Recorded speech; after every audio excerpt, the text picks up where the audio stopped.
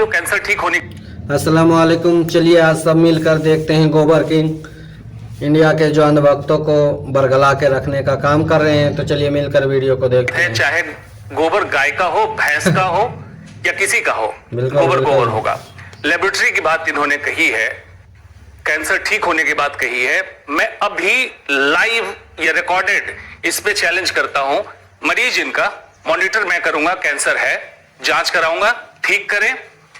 जिस दिन मरीज ठीक हो जाएगा जांच करके मैं चेक करूंगा। मैं आज से डॉक्टरी छोड़ के इनका चेला बन गया। डॉक्टर साहब एक बात मैं दूसरी आपसे जानना सही बात। बात बिल्कुल सही है डॉक्टर साहब, अगर आप जाएंगे संविधान खोलेंगे देखेंगे प्रीएम्बल के बाद आपको जो ड्यूटीज और आपके जो राइट्स हैं जहां पढ़ाए जाते हैं वहीं पर आपकी ड्यूटीज में यह है कि आप हिंदुस्तान में साइंटिफिक टेम्परामेंट को, हम सबकी जिम्मेदारी है कि आप साइंटिफिक टेम्परामेंट को बढ़ावा देंगे, वैज्ञानिक सोच को बढ़ावा देंगे। ये बात बिल्कुल सच है। लेकिन डॉक्टर साहब क्या आप ये बात मानते हैं कि विज्ञान का भी अभी बहुत सारी उन जगहों पर पहुंचना बाकी है जहां शायद हमारे शास्त्र पहले पहुंच चुके हैं? ये बात आप मानते हैं कि नहीं? बिल्कुल। आप एलोपैथिक दवाइयां खाते हैं कि नहीं खाते हैं? हमें जरूरत है इन दवाइयों की। नहीं, आपके आसपास वाले किसी को कभी बीमार हुआ तो आप क्या कहते हैं कि किसको दिखाओ जाकर? हम तो यही कहते हैं डॉक्टर को दिखा लो। और डॉक्टर इसको मानते नहीं है जो आप कह रहे हैं। ऐसा है, देखिए मानते हैं। और डॉक्टर आज के 100 साल पहले तो कोई डॉक्टर नहीं था। 10,000 साल पहले सुश्रुत महर्षि, हाँ ना, अगर आए तो वेद में ही आ गए ना। आप भी वेद में नहीं है, क्यों सुश्रुत की बात कर रहे हैं? तो वेद में ही थे। अरे भाई, भारत का रिसर्च किया, भारत का हर डॉक्टर सुश्रुत और चरक का संतान है। हाँ। भले हम मॉडर्न मेडिसिन प्रैक्टिस करें, आयुर्वेद प्रैक्टिस करें, वो वैद्य आगे वैदिक परंपरा की नहीं। लेकिन उन्होंने जब आप वैदिक परंपरा पे आ गए तो मान लीजिए कि साइंस बाद में आया, वेद पहले आया। वेद से विज्ञान हुआ, ना कि विज्ञान से वेद हुआ।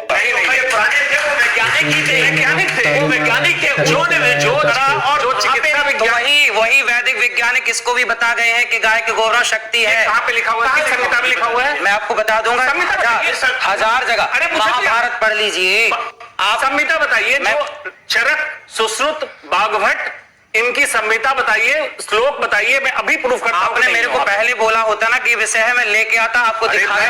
एक चीज मैं आपको कर रहे हैं, वो ये कह रहे हैं आपके पास प्रमाण है, वो रेफरेंस दे देंगे। मैं एक दूसरी बात समझ, मैं आपको 4 नहीं 10 दे सकता हूं। क्या बिस्किट खाना आपके लिए इतना जहरीला है कि वो विष की किट हो सकता है, या जिसमें कूट कूट कर विष भरा हुआ है? क्योंकि अनिरुद्धाचार्य जी बात कहते हैं। देखिए अभी महाराष्ट्र में 80 बच्चे बीमार पड़े बिस्किट खा के पड़े। बिल्कुल मैं उस पर नहीं, लेकिन आप देखिए, आपके बहुत सारे फॉलोअर्स हैं तो मैं सही तो कह रहा हूं, और उसको एज इट इज वो फॉलो करते हैं। हाँ। अगर मान लीजिए कहीं उनके सामने ये है कि मेरे कहने से समाज बिस्किट नहीं खाता तो समाज का बहुत बड़ा भला है बिस्किट नहीं खाने से। जरा देख लीजिए क्या कहा है, खाने से बहुत नुकसान। अनिरुद्धाचार्य जी क्या कहते हैं, किस तरीके से कहते हैं, जरा वो सुन लीजिए। उसके बाद हम देखते हैं कि इसको लेकर टिप्पणी देना चाहिए।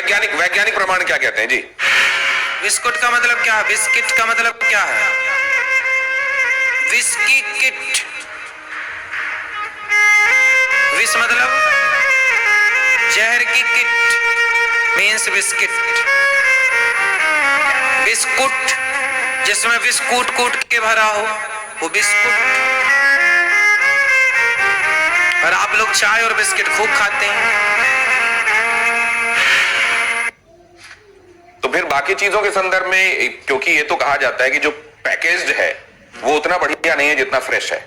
आप जब कोई चीज ताजी खाते हैं उतनी बढ़िया नहीं है जिसको आप बात को भीतर से खूब समझ रहे हैं कि बिस्किट में मैदा चीनी के सिवा कुछ नहीं है, लेकिन आपको इसमें नहीं, क्या ये विष की तुलना हो सकती है? जहर से तौल सकते हैं आप? भाई बेटा, ये बच्चे को माँ क्या बोलती है? लड्डू खा लेनी हवा आ जाएगा।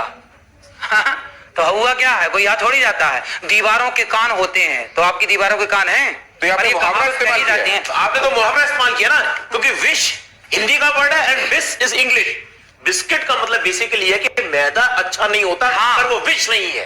अरे भगवान, नहीं अच्छा होता तो मत खाओ। बात तो वही है। ऐसे कान पकड़ो, ऐसे कान पकड़ो। विष्णु वैज्ञानिक दृष्टिकोण से समझ लेते हैं। आंशिक रूप से अनिरुद्धाचार्य जी से मैं सहमत हूं, लेकिन पूर्ण रूप से नहीं। पूर्ण रूप इसको कहते हैं चीप पॉपुलस थियोरी।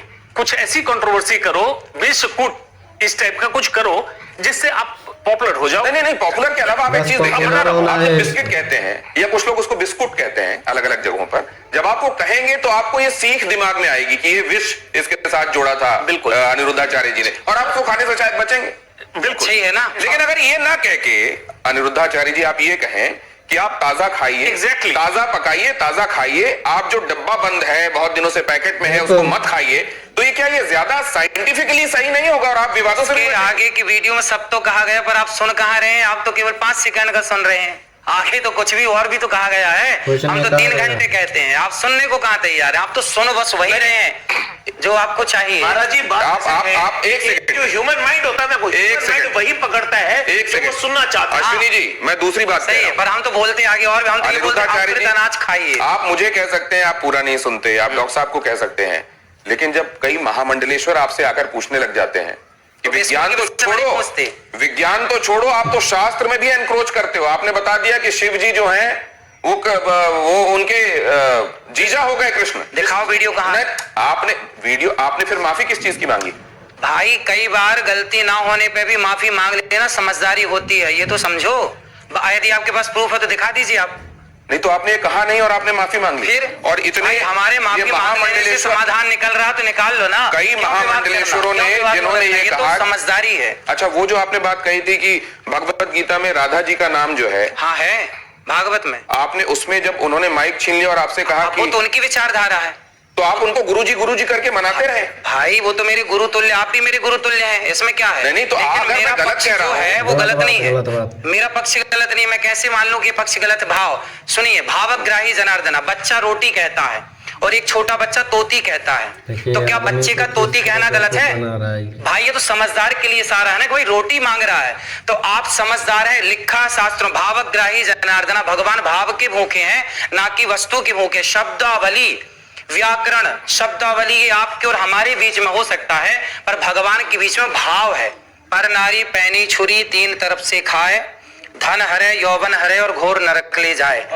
नारी से बच के रहना चाहिए कुल मिला के। नहीं देखिए, मैं तो ये बोलना चाहती हूँ कि मुझे चिंता का विषय क्या है कि इनके बहुत ज्यादा फॉलोअर्स हैं और जिस हिसाब से ये अपना टिप्पणी देते हैं या जिस हिसाब से ये सलाह देते हैं अपने फॉलोअर्स को, तो ये जो अनभक्त है उनको फॉलो करते हैं, तो समाज को ये कहाँ लेके जा रहे हैं, उस चीज का मुझे बहुत चिंता है। दूसरी बात, ये कहते हैं गाय के गोबर से आप फेशियल करें या आप उसका सेवन करें, तो आचार्य जी के हिसाब से तो डर्मेटोलॉजिस्ट नहीं होने चाहिए, स्किन स्पेशलिस्ट होना नहीं चाहिए, क्योंकि वो सारे के सारे इन्हीं के पास आए। इनके हिसाब से कोई कैंसर का पेशेंट, कैंसर का डॉक्टर भी होना चाहिए। बताता हूं मैं, क्योंकि आपने सिर्फ ये नहीं कहा कि गाय के गोबर का इस्तेमाल करोगे, तो आपने ये कहा कि मैं गारंटी देता हूं, मैं गारंटी देता हूं कि त्वचा के समस्त रोग नष्ट हो जाएंगे। और उनका कोई प्रूफ नहीं है, तो इसका मतलब सारे डॉक्टर्स को छोड़ के सारी की सारी महिलाओं को आपके पास आना चाहिए। कहीं ना कहीं आपकी बात में सच्चाई नहीं है, इसीलिए कोई महिला आपके पास नहीं आई है। और जवाब लीजिए ना, जवाब लीजिए।